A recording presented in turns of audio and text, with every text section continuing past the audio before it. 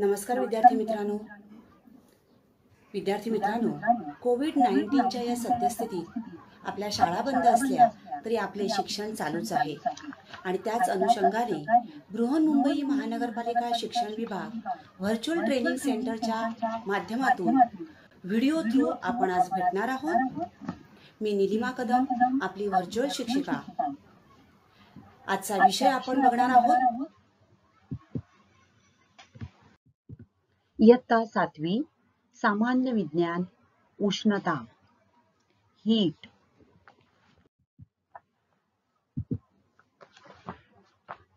विद्यार्थी मित्रांनो, कुकर जेव्हा आपण लावतो त्यावेळेला कुकरमध्ये तळाशी पाणी टाकलं जातं आणि काही वेळानंतर आपण बघतो की त्या प्रेशर कुकरला ज्या वेळेला आपण उष्णता देतो म्हणजे गॅस चालू करतो त्यावेळेला शिट्टी वाजून, तुम्हाला चित्रात दिसते बघा, शिट्टी वर उचलली जाते। कुकरचं शिट्टी म्हणजेच काय, तिथे वजन असतं, ते वजन वर सरकतं आणि त्यातून काही वाफ बाहेर पडते। मग पाणी गरम झाल्याबरोबर लगेच शिट्टी वर बाजूला होते का, तर नाही। तर पाणी पुरेसे गरम नसतानाही त्यात ऊर्जा असते, परंतु ती शिट्टी उचलण्या इतपत ती ऊर्जा नसते। ज्या वेळेला कुकरमध्ये असलेल्या पाण्याला उष्णता दिली जाते त्यावेळेला त्या पाण्याची वाफ होते आणि या वाफेने ही शिट्टी म्हणजेच ते वजन वर ढकललं जातं। म्हणजेच काय झालं, तर उष्णतेने या पाण्याला वर ढकललं, ऊर्जा मिळाली। म्हणजेच उष्णता हे ऊर्जेचे एक रूप आहे आणि ही उष्णता आपण कशाने देतो, तर गॅस, लाकूड, कोळसा यांनी आपण ही उष्णता देतो। तर उष्णता हे ऊर्जेचे एक रूप आहे। Heat is a form of energy. तर एनर्जी म्हणजे काय, कार्य म्हणजे काय आणि बल व कार्य याचा संबंध काय आहे हे आपण मागील भागामध्ये अभ्यासलेलं आहे। तर आज आपण उष्णता हे ऊर्जेचं रूप कसं आहे त्याबाबत जाणून घेणार आहोत। So heat is a form of energy. बर्फ, जल म्हणजेच पाणी आणि पाण्याची वाफ। आता या ठिकाणी बघा, उष्णता कमी अधिक प्रमाणामध्ये या तिन्ही वस्तूंमध्ये आहे आणि त्याप्रमाणे बर्फ, जल म्हणजेच पाणी आणि पाण्याची वाफ ही पाण्याचीच 3 रूपं आहेत। आपण अवस्थांतर जेव्हा करतो त्यावेळेला बघतो की पदार्थाला उष्णता दिली की काय होतं, एका अवस्थेतून तो पदार्थ दुसऱ्या अवस्थेत जातो। मग बर्फ याच्यामध्ये पण उष्णता आहे, पाण्यामध्ये पण उष्णता आहे आणि वाफेतही उष्णता आहे। मग या उष्णतेच्या कमी अधिक प्रमाणावरून पाण्याचं आपण वर्गीकरण बर्फ, जल आणि पाण्याची वाफ या प्रकारात केलं आहे। मग हे निश्चित करण्यासाठी त्यामध्ये किती प्रमाणात उष्णता आहे हे निश्चित करण्यासाठी त्याचे मोजमाप करावे लागते आणि हे मोजमाप जे आपण करतो त्यालाच तापमान असे म्हणतात। So temperature is a degree of hotness और coldness that can be measured using a thermometer। तापमापीच्या सहाय्याने आपण हे तापमान मोजतो। सो तापमान हे पदार्थातील उष्णतेचे दर्शक आहे। तापमान मोजण्यासाठी तापमापी वापरतात। So a thermometer is used to measure the temperature of a substance। आपण जेव्हा ताप आल्यानंतर डॉक्टरकडे जातो त्यावेळेला डॉक्टर या डिजिटल तापमापीने ही आता तुम्हाला चित्रात दिसते, ही डिजिटल तापमापी आहे. याने आपल्या शरीराचं तापमान मोजलं जातं. Now temperature is measured in degrees on the Fahrenheit and Celsius scales. या ठिकाणी 36.8 is a normal temperature of human being. 36.8 degree Celsius. तर मानवी शरीराचं तापमान सामान्यपणे 37 अंश सेल्सिअस इतकं असतं. सो सेल्सिअस स्केल हे तापमान मोजण्यासाठी वापरलं जाणारं एकक आहे. Now this is a laboratory thermometer, a long glass tube, and there is a bulb. Here this is a bulb at one end, and there is this bulb is looking like silver, so there is mercury metal is there, and so that bulb is looking like silver color. Now it has a scale mark in degree Celsius. Now this is a laboratory thermometer. प्रयोगशाळेमध्ये वापरला जाणारा हा thermometer म्हणजे तापमापी आहे. आणि दिस is a clinical thermometer, डॉक्टरकडे वापरली जाणारी. दिस इज अ क्लिनिकल थर्मोमीटर. आता तुम्हाला मी दाखवलेली ती डिजिटल होती, ही काय आहे, याच्यावर काय स्केल्स आहेत बघा. So this is a bulb and there is a mercury in that bulb. The thermometer that measures the temperature of our body, it is called clinical thermometer. आपल्या शरीराचं तापमान मोजण्यासाठी या थर्मोमीटरचा वापर करतात. आता हा थर्मोमीटर या ठिकाणी हा पारा आहे. उष्णतेने हा पारा प्रसरण पावून या नळीत चढतो आणि आपल्याला तापमान अचूक मिळणं शक्य होतं. आता आपल्याला जेव्हा ताप येतो त्यावेळेला इतरांना आपले अंग गरम लागते, कारण आपल्या अंगामध्ये असणारी जी उष्णता निर्माण झालेली असते, ताप आल्यामुळे आपल्या शरीराचं तापमान जे वाढलेलं असतं, ती उष्णता इतरांच्या अंगात वाहते म्हणजे जाते आणि त्यामुळे आपल्या शरीराचं तापमान इतरांना गरम लागतं. मग आता ही जी उष्णता आहे, ही उष्णता जास्त तापमानाकडून कमी तापमानाकडे वाहते. बघा, एखादी गरम आपण पोळी तव्यावरून काढून जर दुसऱ्या एका थंड पोळीवर ठेवली तर ती पोळी सुद्धा, दुसरी थंड पोळी सुद्धा गरम लागते. म्हणजेच काय झालं तर तापमान म्हणजेच उष्णता जास्त तापमानाकडून कमी तापमानाकडे वाहते आणि यालाच उष्णतेचे संक्रमण किंवा स्थलांतर असे म्हणतात. Transfer of heat. This is non as transfer of heat. So what is transfer of heat? Means the flow of heat from one place to another. So heat always transfer from hotter object to cooler object. Warmer object to cooler object. जास्त तापमानाकडून कमी तापमानाकडे उष्णतेचे संक्रमण होते. So heat is a form of energy. It always moves from a warmer substance to a cooler substance. See here. This is hot one and it is getting transferred to the cooler substance. Now modes of heat transfer. Transfer of heat. There are different modes of heat transfer. उष्णतेचे संक्रमण 3 प्रकारांनी होते. वहन, conduction, अभिसरण म्हणजे convection and प्रारण म्हणजेच radiation. So conduction, convection and radiation, these are the 3 modes of heat transfer.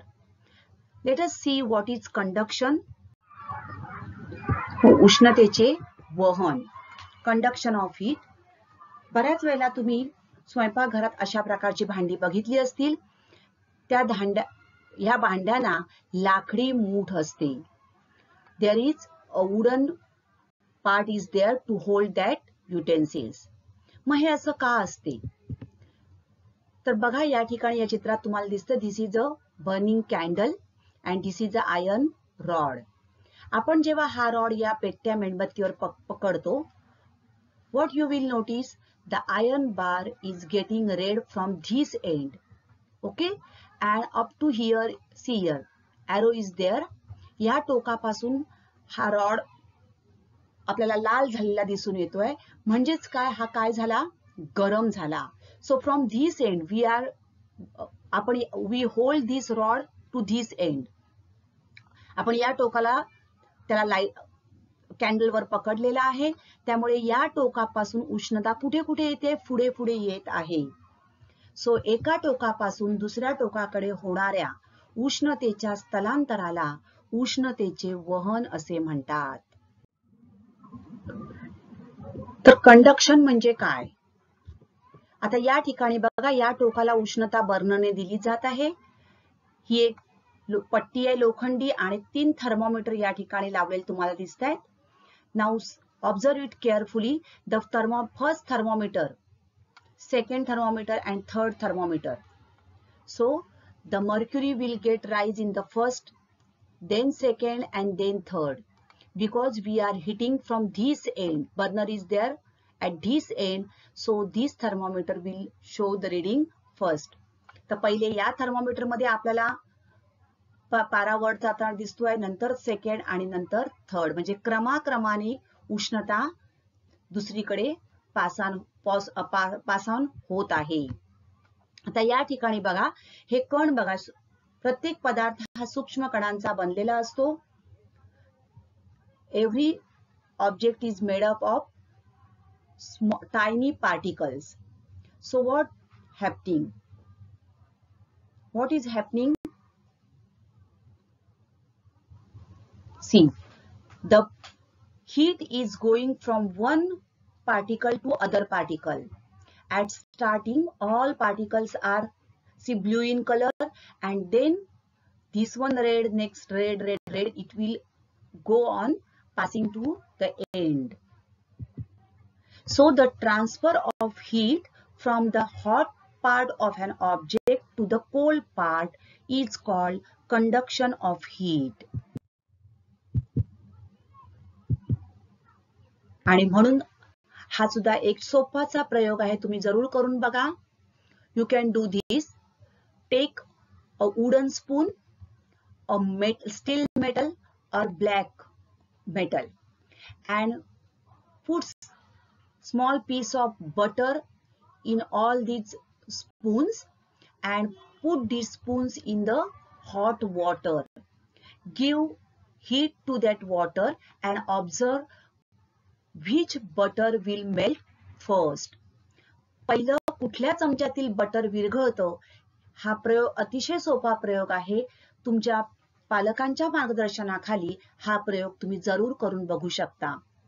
एका भांड्यामध्ये पाणी घ्यायचंय, ते भांड गॅसवर किंवा स्टोव्हवर ठेवा आणि चमच्यामध्ये थोडं थोडं बटर घेऊन चमचे उलट्या प्रकाराने, या प्रकाराने चमच्याची टोकं पाण्यामध्ये बुडतील अशा रीतीने ठेवा आणि कुठल्या चमच्यातील बटर सर्वप्रथम विरघळतो हे तुम्ही बघू शकता. सो या ठिकाणी लक्षात घ्या, हे तुम्ही बघितल्यानंतर तुमच्या लक्षात येईल की स्टीलच्या चमच्यातील बटर सर्वप्रथम विरघळेल. मग का विरघळलं? तर steel. So this is a medium. तर उष्णतेच्या वहनासाठी माध्यमाची आवश्यकता असते. A medium is required for the conduction of heat.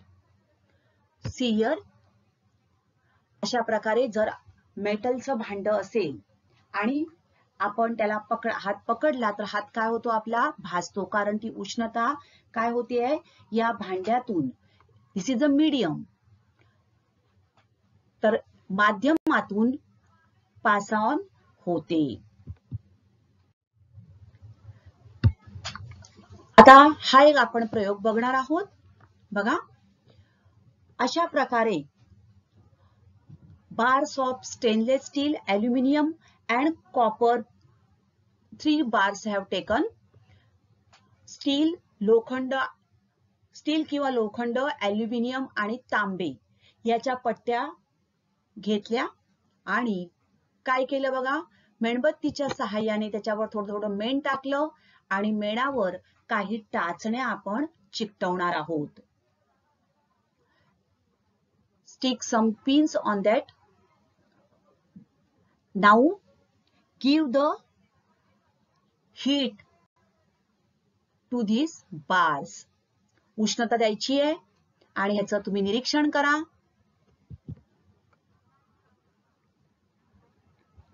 कुठल्या टाचण्या सर्वप्रथम पडणार ते तुम्ही बघणार आहात.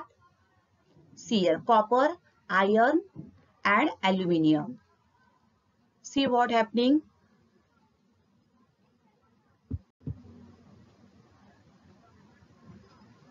कुठल्या टाचण्या सर्वप्रथम पडतात याचं तुम्ही निरीक्षण करा. See, so pins fall starting from the end near the burner. बर्नरच्या ज्योतीकडून टाचण्या पडतात.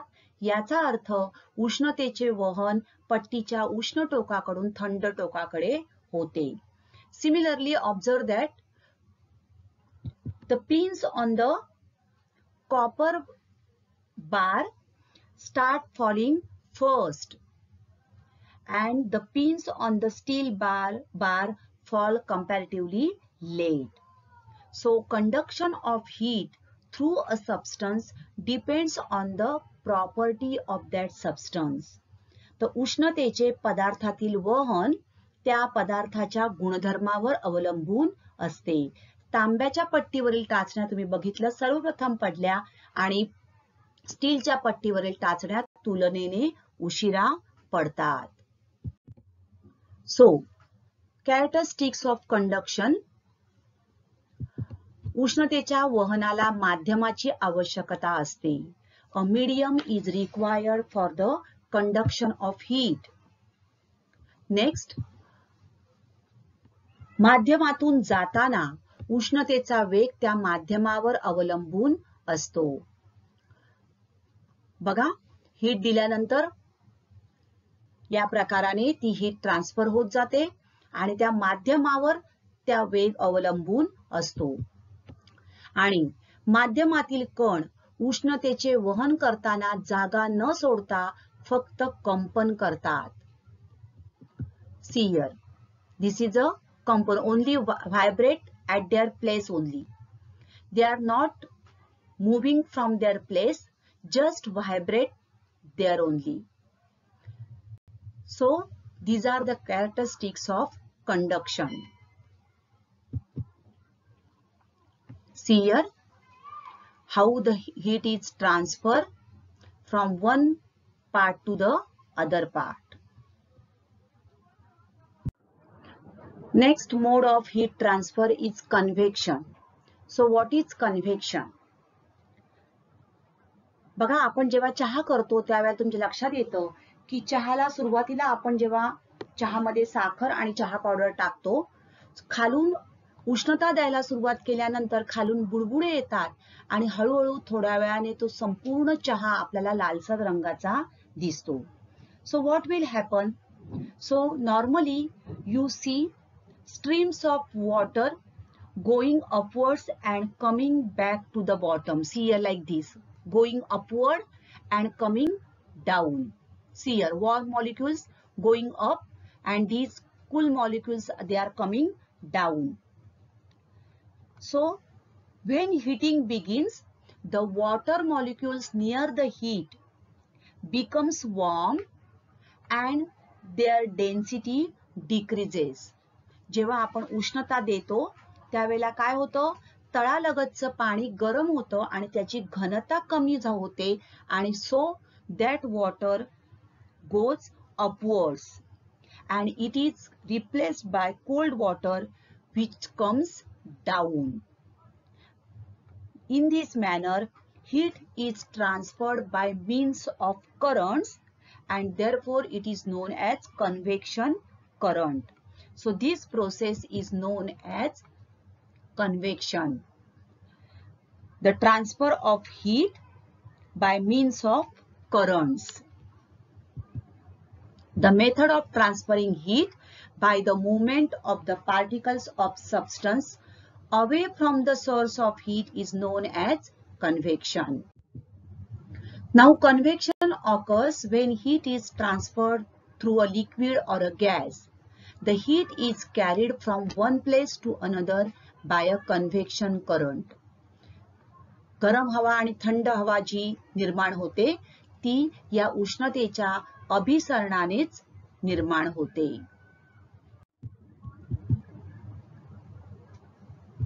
तर अशा प्रकारे आपण जेव्हा घरामध्ये फॅन लावतो त्यावेळेला बघा अशाच प्रकारे उष्णतेचं अभिसरण होतं आणि पूर्ण हवा थंड होते. किंवा आपण एसी लावतो, एसी लावल्यानंतर अशा प्रकारे संपूर्ण ती रूम काय होते, थंड होते, कारण उष्णतेचं अभिसरण होतं.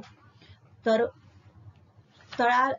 ज्या वेळेला अशा प्रकारे उष्णतेचं अभिसरण होतं म्हणजेच प्रवाहाद्वारे संक्रमण होतं आणि आपल्याला ती उष्णता आपल्याला ती जाणवते किंवा दिसून येते.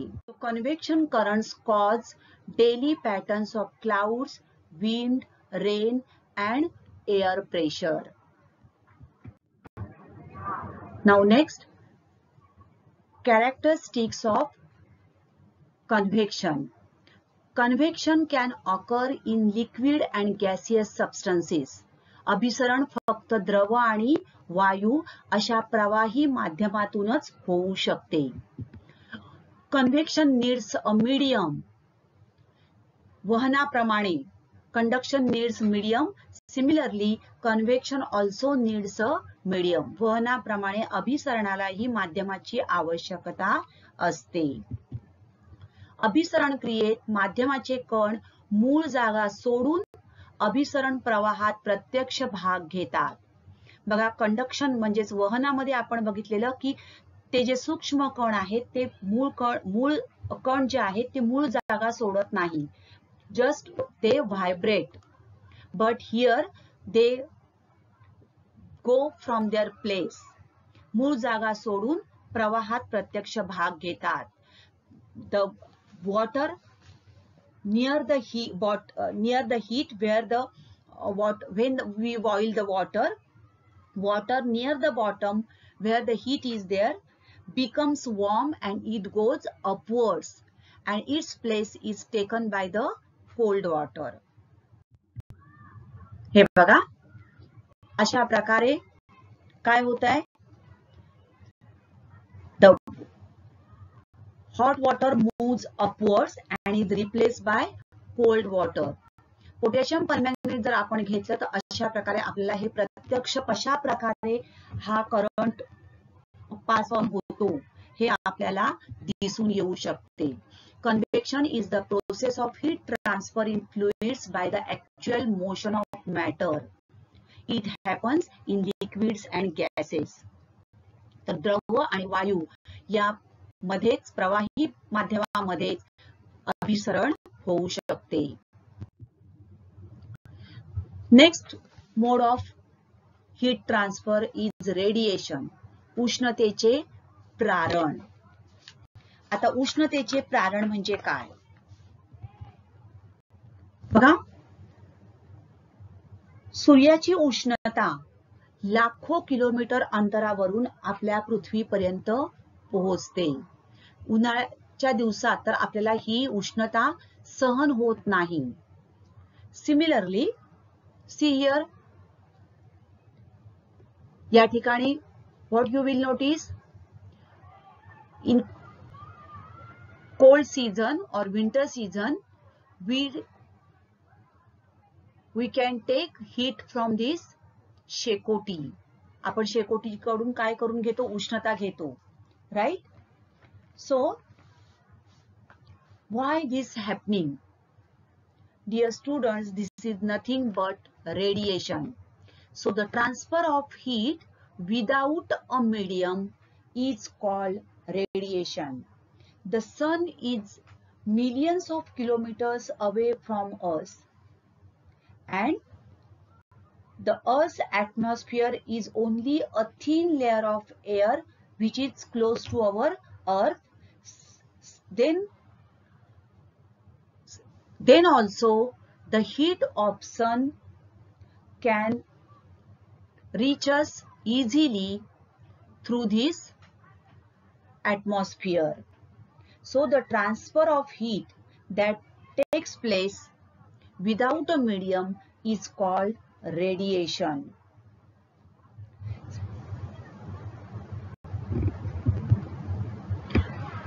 Here, माध्यम नसतानाही होणाऱ्या उष्णतेच्या स्थलांतराला काय म्हणतात? प्रारण असे म्हणतात. सूर्य आणि पृथ्वी या दरम्यान हवा नाहीये, हवेचा थर हा पृथ्वी लगतच फक्त आहे. मग तरीही माध्यम नसताना ही उष्णता आपल्यापर्यंत स्थलांतरित होते, यालाच प्रारण असे म्हणतात. थंडीच्या दिवसामध्ये आपण शेकोटीकडे जर असे हात नुसते पकडले तरी सुद्धा आपल्याला उष्णता मिळू शकते. यालाच प्रारण असे म्हणतात. So, conduction, convection and praran, that is radiation. See here, conduction, heat is transferred through a medium. Convection, change of place of these particles. And radiation, without medium, the heat is getting transferred.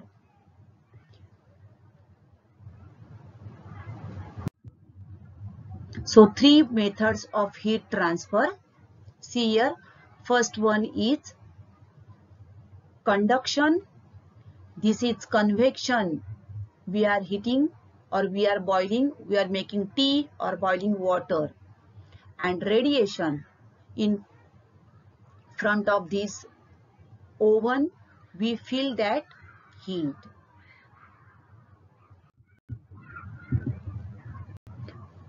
Now, conductor. A material that allows heat or energy to pass through is known as conductor. Now, good conductors of heat. ज्या पदार्थातून उष्णता सहज आणि वेगाने स्थलांतरित होते त्यांना उष्णतेचे सुवाहक असे म्हणतात. Good conductors of heat refer to objects that can conduct heat very fast.